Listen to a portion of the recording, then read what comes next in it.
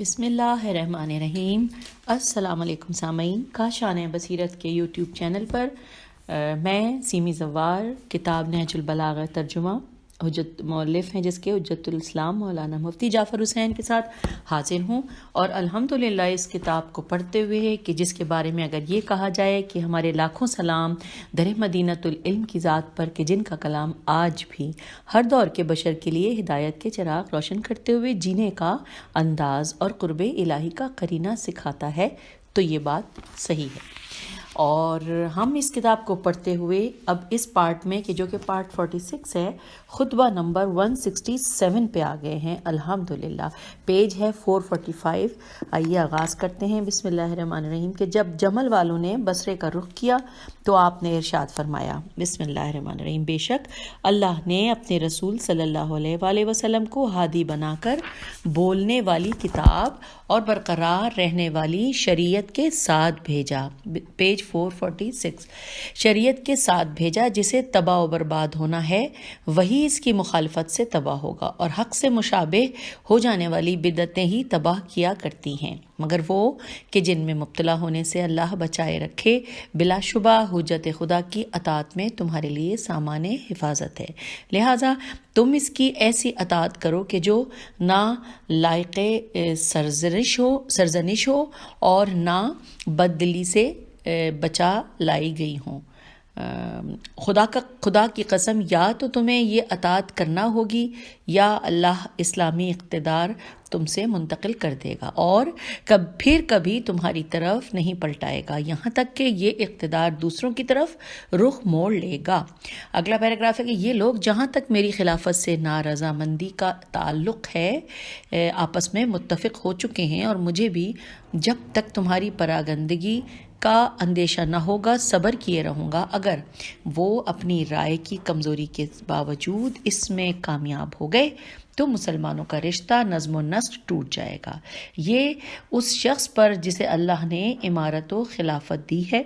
حسد کرتے ہوئے اس دنیا کے طلبگار بن گئے ہیں، اور یہ چاہتے ہیں کہ تمام امور شریعت کو پلٹا کر دور جاہلیت کی طرف لے جائیں۔ اگر تم ثابت قدم رہے تو تمہارا ہم پر یہ حق ہوگا کہ ہم تمہارے امور کے تصفیے کے لیے کتاب خدا اور سیرت پیغمبر پر عمل پیرا ہوں گے، اور ان کے حق کو برپا اور ان کی سنت کو بلند کریں گے۔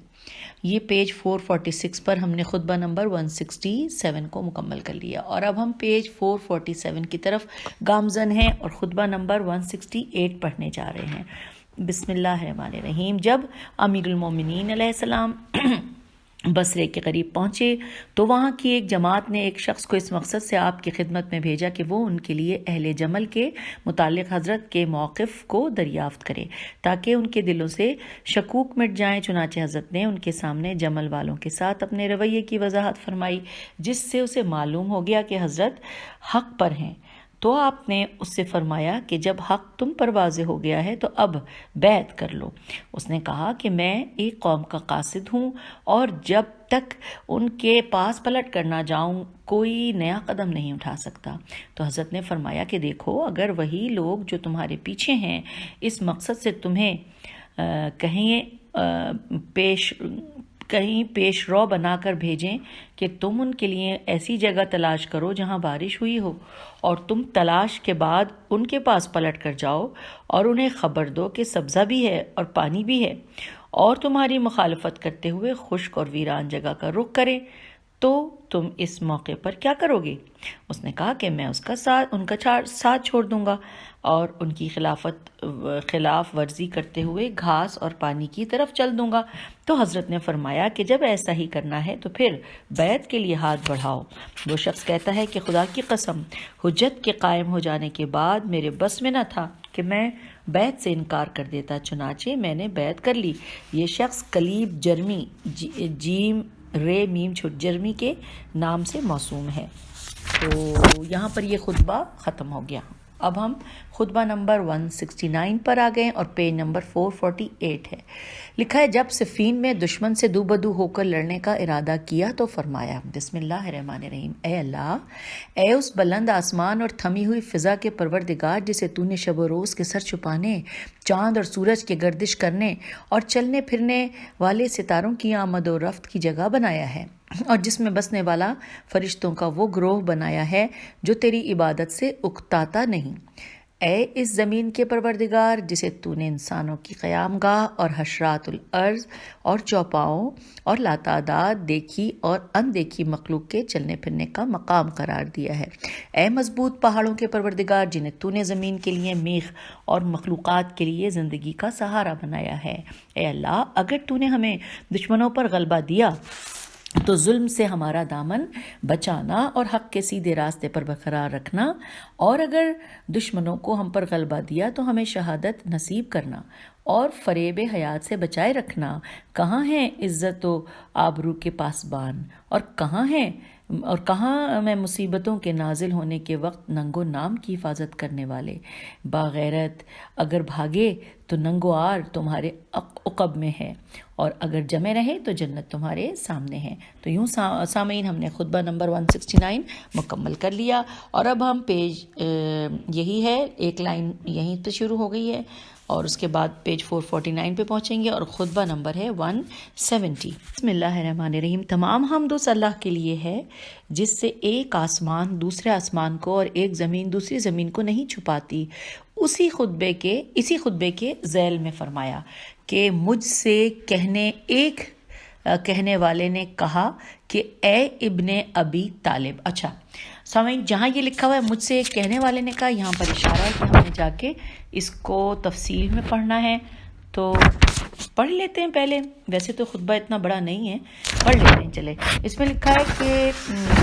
حضرت عمر نے اپنے آخر وقت میں امیر المومنین کے متعلق جس خیال کا اظہار کیا تھا اسی کو سعد ابن ابی وقاص نے شورا کے موقع پر دہراتے ہوئے حضرت سے کہا کہ اے علی علیہ السلام، آپ اس منصب خلافت کے بہت حریص ہیں. جس کے جواب میں حضرت نے فرمایا کہ جو اپنا حق طلب کرے اسے حریص نہیں کہا جا سکتا، بلکہ حریص وہ ہے جو اس حق تک پہنچنے سے مانے اور سد راہ ہو اور نا اہلیت کے باوجود اسے حاصل کرنے کے درپے ہو. اس میں شک نہیں کہ امیر المومنین علیہ السلام اپنے کو حقدار سمجھتے تھے اور اپنا حق طلب کرتے تھے، لیکن اس حق طلبی سے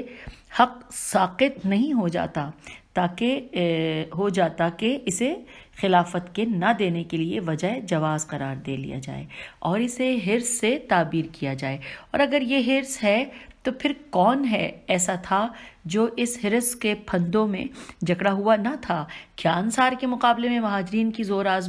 زور آزمائی، ارکان شورا کی باہمی کشمکش اور طلحہ و زبیر کی ہنگامہ آرائی اسی حرص کا نتیجہ نہ تھی؟ اگر امیر المومنین علیہ السلام کو منصب کا لالچ ہوتا تو جب ابن عباس اور ابو سفیان نے بیعت قبول کرنے کے لیے زور دیا تھا تو آپ نتائج و عواقب سے آنکھیں بند کر کے ان کے کہنے پر اٹھ کھڑے ہوتے، اور جب دور ثالث کے بعد لوگ بیعت کے لیے ٹوٹ رہے تھے تو آپ بگڑے ہوئے حالات کا خیال کیے بغیر ان کی پیشکش کو فوراً قبول کر لیتے. مگر آپ نے کسی موقع پر بھی ایسا کوئی قدم نہیں اٹھایا جس سے ظاہر یہ ہو کہ آپ منصب کو منصب کی حیثیت سے چاہتے ہیں، بلکہ خلافت کی طلب تھی تو صرف اس لیے کہ شریعت کے خد و خال بگڑنے نہ پائیں اور دین دوسروں کی خواہشوں کی آماج گاہ نہ بنے، اور نہ یہ کہ دنیا کی کامرانیوں سے بہرہ اندوز ہوں کہ جسے حرص کہا جا سکے. تو سامعین، یہ ہم نے پڑھ لیا. اب آئیے باقاعدہ اب پھر اس خطبے کی طرف آتے ہیں تو اب ہمیں بہتر سمجھ میں آئے گا. لکھا ہے کہ مجھ سے ایک کہنے والے نے کہا کہ اے ابن ابی طالب، آپ تو اس خلافت پر للچائے ہوئے ہیں. تو میں نے کہا کہ خدا کی قسم تم اس پر کہیں زیادہ حریص ہو اور اس منصب کی اہلیت سے دور ہو، اور میں اس کا اہل اور پیغمبر سے نزدیک تر ہوں. میں نے تو اپنا حق طلب کیا ہے اور تم میرے اور میرے حق کے درمیان حائل ہو جاتے ہو، اور جب اسے حاصل کرنا چاہتا ہوں تو تم میرا رخ موڑ دیتے ہو. چنانچہ جب بھری محفل میں نے اس دلیل سے اس کے کان میں کے پردوں کو کھٹکھٹایا تو چوکنا ہوا اور اس طرح مبہوت ہو کر رہ گیا کہ اسے کوئی جواب نہ سوچتا تھا. خدایا، میں قریش اور ان کے مددگاروں کے خلاف تجھ سے مدد چاہتا ہوں، کیونکہ انہوں نے قطع رحمی کی اور میرے مرتبے کی بلندی کو پست سمجھا اور اس خلافت پر کہ جو میرے لیے مخصوص تھی ٹھکرانے کے لیے ایکا کر لیا ہے۔ پھر کہتے ہیں مولا علی کہ حق تو یہی ہے کہ آپ اسے لیں، اور یہ بھی حق ہے کہ آپ اس سے دستبردار ہو جائیں۔ اچھا، یہاں پہ جہاں یہ بات لکھی ہے یہاں پھر ہمیں اشارہ ہے کہ ہم جا کے حاشیے میں پڑھ لیتے ہیں۔ لکھا ہے کہ مقصد یہ ہے کہ اگر وہ یہ نہ کہتے کہ میرا خلافت سے الگ رہنا بھی حق ہے تو میرے لیے اس پر صبر کرنا آسان ہوتا، اس خیال سے کہ کم از کم میرے حق کا اعتراف تو ہے، اگرچہ اسے ادا کرنے کے لیے تیار نہیں۔ بس اتنا سا لکھا ہوا ہے۔ تو اب آئیے ہم پھر خطبے ہی کی طرف، خطبہ 170 پڑھ رہے ہیں، ہم واپس ادھر ہی آ گئے ہیں۔ اچھا، یہ ہم نے پڑھ لیا حاشیے میں۔ اب اس کے بعد لکھا ہے کہ اس خطبے کا یہ جز اصحاب جمل کے متعلق ہے۔ وہ لوگ مکے سے بصرے کا رخ کیے ہوئے اس طرح نکلے کہ رسول اللہ صلی اللہ علیہ وآلہ وسلم کی حرمت و ناموس کو یوں کھینچے پھرتے تھے جس طرح کسی کنیز کو فروخت کے لیے شہر بشہر پھرایا جاتا ہے۔ ان دونوں نے اپنی بیویوں کو تو گھروں میں روک رکھا تھا، اور رسول اللہ صلی اللہ علیہ وآلہ وسلم کی بیوی کو اپنے اور دوسروں کے سامنے کھلے بندوں لے آتے تھے۔ پیج 450 پہ ہم آ گئے۔ ایک ایسے لشکر میں کہ جس کا ایک ایک فرد میری اطاعت تسلیم کیے ہوئے تھا، وہ برضا و رغبت میری بیعت کر چکا تھا۔ یہ لوگ بصرے میں میرے مقرر کردہ عامل اور مسلمانوں کے بیت المال کے خزینہ داروں اور وہاں کے دوسرے باشندوں تک پہنچ گئے، اور کچھ لوگوں کو قید کے اندر مار کے اور کچھ لوگوں کو حیلہ و مکر سے شہید کیا۔ خدا کی قسم اگر وہ مسلمانوں میں سے صرف ایک نہ کردہ گناہ مسلمان کو عمدن قتل کرتے تو بھی میرے لیے جائز ہوتا کہ میں اس تمام لشکر کو قتل کر دوں، کیونکہ وہ موجود تھے اور انہوں نے نہ تو اسے برا سمجھا اور نہ زبان اور ہاتھ سے اس کی روک تھام کی۔ جائے کہ انہوں نے مسلمانوں کے اتنے آدمی قتل کر دیے جتنی تعداد خود ان کے لشکر کی تھی، جسے لے کر ان پر چڑھ دوڑے تھے۔ تو سامعین، ہم نے خطبہ 170 مکمل کر لیا، اس کی تفصیلات بھی پڑھ لیں، اور اب ہم یوں پیج 451 پر آ گئے ہیں، اور اب ہم پڑھیں گے خطبہ نمبر 171۔ بسم اللہ الرحمن الرحیم۔ وہ اللہ کی وحی کی امانت دار، اس کے رسولوں کی آخری فرد، اس کی رحمت کا مژدہ سنانے والے اور اس کے عذاب سے ڈرانے والے تھے۔ اے لوگو، تمام لوگوں میں اس خلافت کا اہل وہ ہے جو اس کے نظم و نسق کے برقرار رکھنے کی سب سے زیادہ قوت و صلاحیت رکھتا ہو، اور اس کے بارے میں اللہ کے احکام کو سب سے زائد جانتا ہو۔ اس صورت میں اگر کوئی فتنہ کھڑا کرے تو پہلے اسے توبہ و بازگشت کے لیے کہا جائے گا، اگر وہ انکار کرے تو اس سے جنگ و جدال کیا جائے گا۔ اپنی جان کی قسم اگر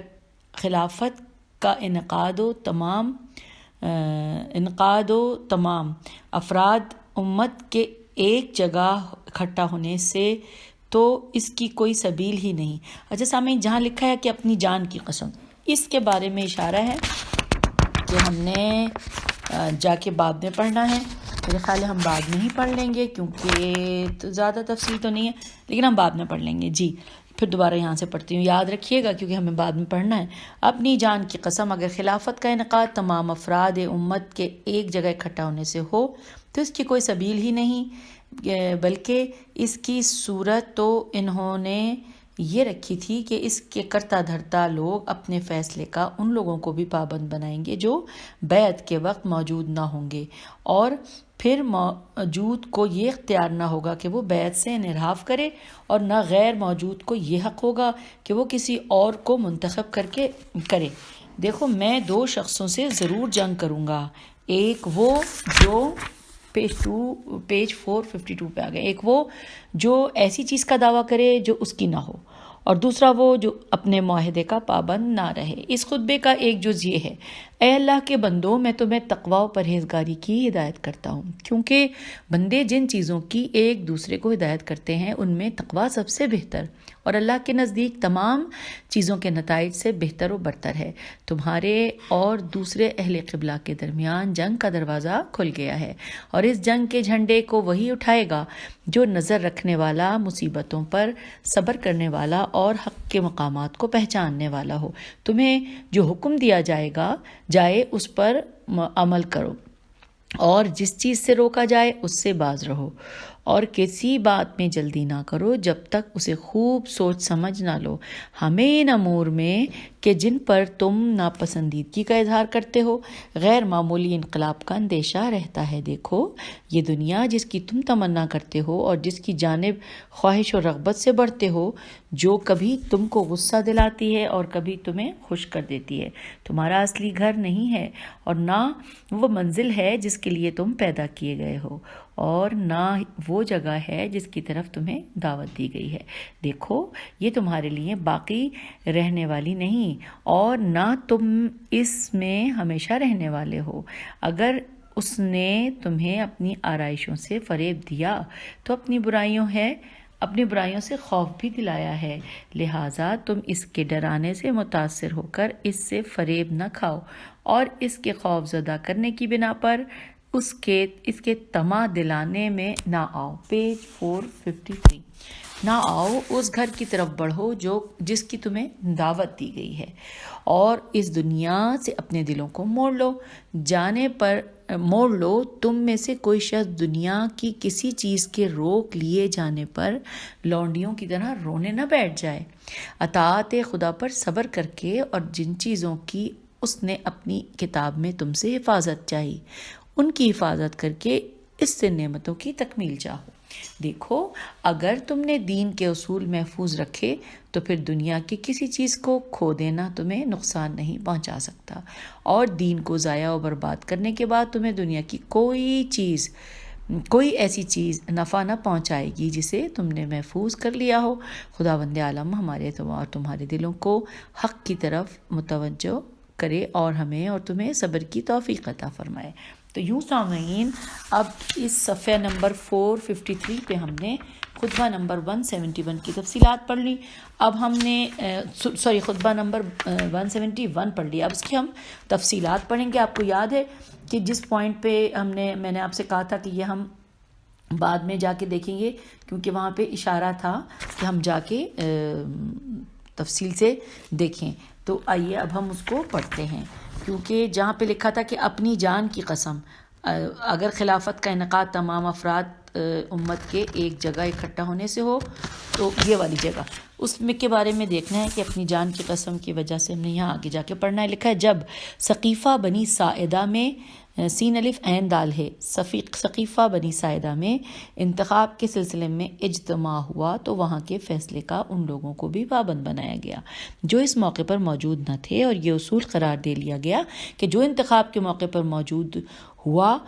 ہو اسے نظر ثانی اور بیعت سے انحراف کا کوئی حق نہ ہوگا، اور جو موجود نہ ہو وہ طے شدہ فیصلے کے آگے سر تسلیم خم کرنے پر مجبور ہوگا۔ لیکن جب امیر المومنین کے ہاتھ پر اہل مدینہ نے بیعت کی تو امیر شام نے اس بنیاد پر بیعت کرنے سے انکار کر دیا کہ وہ چونکہ انتخاب کے موقع پر موجود نہ تھا، اس لہٰذا اس پر اس فیصلے کی پابندی عائد نہیں ہوتی، جس پر امیر المومنین نے ان مسلمات اور مقررہ اصول و شرائط کے مطابق اس خطبے میں جواب دیا کہ جو ان لوگوں میں طے پا کر ناقابل انکار بن چکے تھے، اور وہ یہ کہ جو اہل مدینہ اور انصار و مہاجرین میرے ہاتھ پر بیعت کر چکے ہیں، تو معاویہ کو اس بنا پر کہ وہ اس موقع پر موجود نہ تھا بیعت سے انحراف کا حق نہیں پہنچتا، اور نہ طلحہ و زبیر کی بیعت کرنے کے بعد عہد شکنی کے مجاز ہو سکتے ہیں۔ حضرت نے اس موقع پر پیغمبر کے کسی ارشاد کو کہ جو آپ کی خلافت پر نص قطعی کی حیثیت رکھتا ہو استدلال پیش نہیں فرمایا،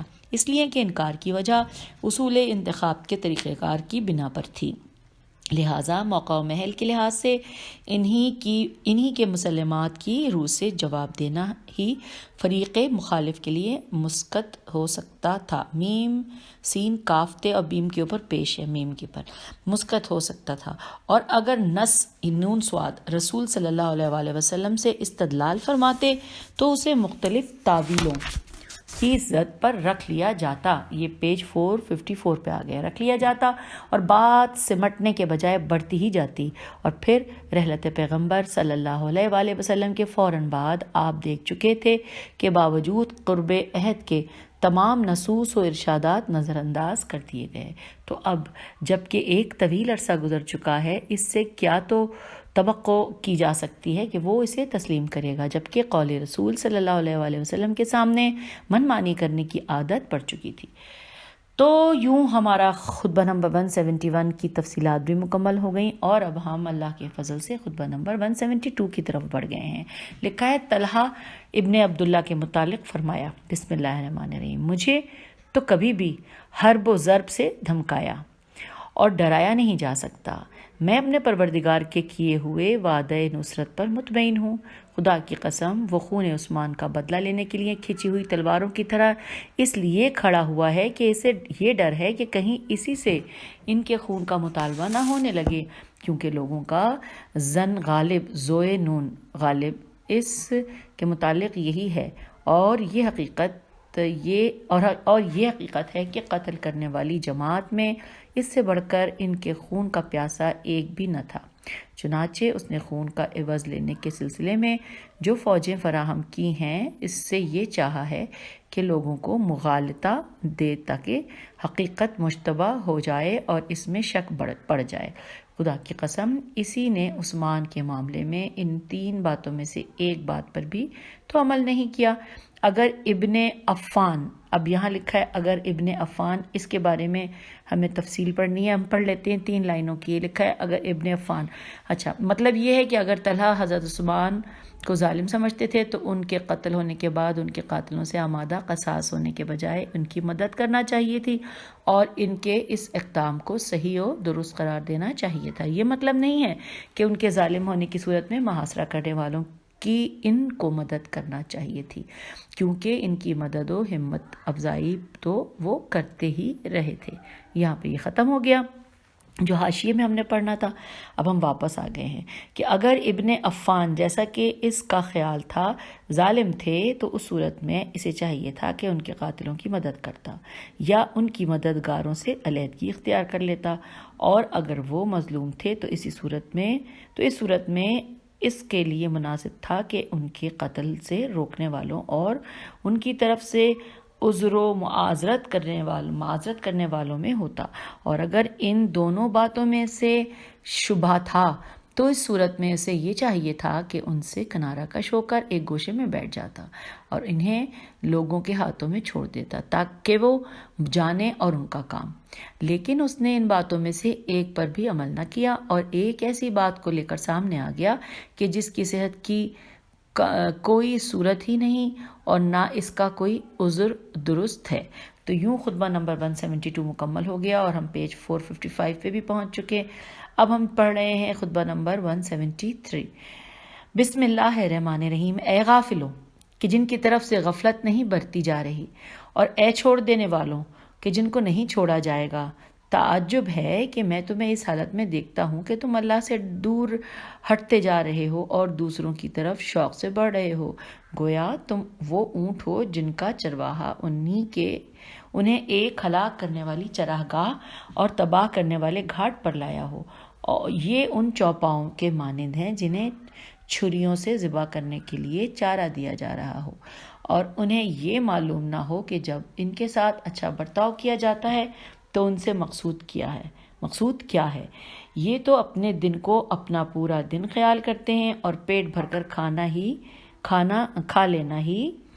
اپنا کام سمجھتے ہیں۔ خدا کی قسم، اگر میں بتانا چاہوں تو تم میں سے ہر شخص کو بتا سکتا ہوں کہ وہ کہاں سے آیا ہے اور اسے کہاں جانا ہے۔ پیج 456، اسے کہاں جانا ہے اور اس کے پورے حالات کیا ہیں، لیکن مجھے یہ اندیشہ ہے کہ تم مجھ میں کھو کر پیغمبر صلی اللہ علیہ وآلہ وسلم سے کفر اختیار کر لو گے۔ البتہ میں اپنے مخصوص دوستوں تک یہ چیزیں ضرور پہنچاؤں گا کہ جن کے بھٹک جانے کا اندیشہ نہیں۔ اس ذات کی قسم جس نے پیغمبر صلی اللہ علیہ وآلہ وسلم کو حق کے ساتھ مبعوث کیا اور ساری مخلوقات میں سے ان کو منتخب فرمایا، میں جو کہتا ہوں سچ کہتا ہوں کہ مجھے رسول اکرم صلی اللہ علیہ وآلہ وسلم نے ان تمام چیزوں اور ہلاک ہونے والوں کی ہلاکت اور نجات پانے والوں کی نجات اور اس امر خلافت کے انجام کی خبر دی ہے، اور وہ ہر وہ چیز جو سر پر گزرے گی اسے میرے کانوں میں ڈالے اور مجھ تک پہنچائے بغیر نہیں چھوڑا۔ اے لوگوں، قسم بخدا میں تمہیں کسی اطاعت پر آمادہ نہیں کرتا مگر یہ کہ تم سے پہلے اس کی طرف بڑھتا ہوں، اور کسی گناہ سے تمہیں نہیں روکتا مگر یہ کہ تم سے پہلے خود اس سے باز رہتا ہوں۔ یہ یہاں پر خطبہ تو ختم ہو گیا، لیکن ابھی اس کے بارے میں جو پڑھنا ہے وہ موجود ہے، جو کہ ہم نے ابھی دیکھنا ہے۔ اب سامعین، اس خطبے کے بارے میں تفصیلات آگے ہم نے جاننی ہے، مل کے پڑھتے ہیں۔ لکھا ہے، سرچشمہ وحی و الہام سے سیراب ہونے والے، غیب کے پردوں میں مخفی اور مستقبل میں رونما ہونے والی چیزوں کو اسی طرح دیکھتے ہیں جس طرح محسوسات کو آنکھ سے دیکھا جاتا ہے، اور یہ ارشاد قدرت کہ تم کہہ دو، یہ بریکٹ میں بتا رہے ہیں کہ تم کہہ دو کہ اللہ کے سوا زمین اور آسمان کے بسنے والوں میں سے کوئی بھی غیب نہیں جانتا ہے، بریکٹ کلوز، کہ مناتی ہیں نہیں، کیونکہ دوبارہ سے پڑھتی ہوں، اسی طرح دیکھتے ہیں جس طرح محسوسات کو آنکھ سے دیکھا جاتا ہے، اور یہ ارشاد قدرت، اور یہ قدرت ارشاد میں نے ترجمہ پڑھا کہ تم کہہ دو کہ اللہ کے سوا زمین و آسمان سے کے بسنے والوں میں سے کوئی بھی غیب نہیں جانتا، یہ پڑھ لیا میں نے۔ تو یہ ارشاد کے مناتی ہیں، یہ لکھا ہے کہ مناتی نہیں، کیونکہ آیت میں ذاتی طور پر علم غیب کے جاننے کی نفی نہیں، اس علم غیب کی نفی نہیں جو انبیاء و اولیاء کو القائے ربانی سے حاصل ہوتا ہے، جس کے نتیجے میں وہ مستقبل کے متعلق پیشنگوئیاں کرتے ہیں اور بہت سے احوال و واردات کو بے نقاب کرتے ہیں۔ چنانچہ اس مطلب پر قرآن مجید کی متعدد آیتیں شاہد ہیں۔ اب یہ آیتیں ہیں جس کا ترجمہ ایک کا میں یہاں لکھا ہے، پڑھ رہی ہوں، کہ جب رسول صلی اللہ علیہ وآلہ وسلم نے اس واقعے کی خبر اپنی ایک بیوی کو دی تو وہ کہنے لگی کہ آپ کو کس نے خبر دی؟ رسول صلی اللہ علیہ وآلہ وسلم نے کہا، مجھے ایک جاننے والے اور واقف کار نے خبر دی۔ اچھا جی، اس کے بعد پھر یہ لکھا ہے کہ آگے لکھا ہے، اے رسول صلی اللہ علیہ وآلہ وسلم، یہ غیب کی خبریں ہیں جنہیں وحی کے ذریعے تمہیں بتاتے ہیں۔ یہ بھی ایک ترجمہ تھا۔ آگے لکھا ہے، لہٰذا اپنے معتقدات کی سخن پروری کرتے ہوئے یہ کہنا کہ انبیاء و اولیاء کو علم غیب کا حامل سمجھنا شرک فی صفات ہے، حقیقت سے کوئی تعلق نہیں رکھتا۔ شرک تو اس وقت میں ہوتا ہے کہ جب یہ کہا جاتا ہے کہ اللہ کے علاوہ کوئی اور بھی ذاتی حیثیت سے عالم الغیب ہے، جب ایسا نہیں بلکہ انبیاء و ائمہ کا علم اللہ کا دیا ہوا ہے تو اس کو شرک سے کیا واسطہ؟ اور اگر شرک کے یہی معنی ہیں تو پھر حضرت عیسیٰ علیہ السلام کے اس دعوے کا کیا نام ہوگا جو قرآن مجید میں مذکور ہے؟ میں ترجمہ پڑھ رہی ہوں سامعین، کہ میں تمہارے لیے مٹی کے ایک پرندے کا ڈھانچہ بناؤں گا، پھر اس میں پھونکوں گا تو وہ خدا کے حکم سے سچ مچ کا پرندہ بن جائے گا، اور میں مادر زاد اندھے اور مبروس کو اچھا کر دوں گا، اور اس کے حکم سے مردوں کو زندہ کر دوں گا، اور جو کچھ تم کھاتے ہو وہ اور گھروں میں جمع کر کے رکھتے ہو تم کو بتا دوں گا۔ ترجمہ ختم۔ آگے لکھا ہے، کیا ان کو بحکم خدا خالق و حیات بخش مان لینے کے یہ معنی ہیں کہ اللہ کی صفت خلق و احیا میں ان کو شریک سمجھا گیا ہے؟ اگر ایسا نہیں تو پھر اللہ کے کسی کو امور غیب پر مطلع کر دینے سے یہ کہاں سمجھا جا سکتا ہے کہ اس کے عالم الغیب ہونے میں اس کو شریک ٹھہرا لیا گیا ہے کہ علم غیب کے جاننے کو شرک سے تعبیر کر کے اپنی موحدانہ عظمت کا مظاہرہ کیا جائے۔ اس حقیقت سے کوئی شخص انکار نہیں کر سکتا کہ بعض لوگوں کو خواب میں ایسی چیزیں آ جاتی ہیں یا اس کی تعبیر سے ظاہر ہو جاتی ہیں کہ جن کا ظہور مستقبل سے وابستہ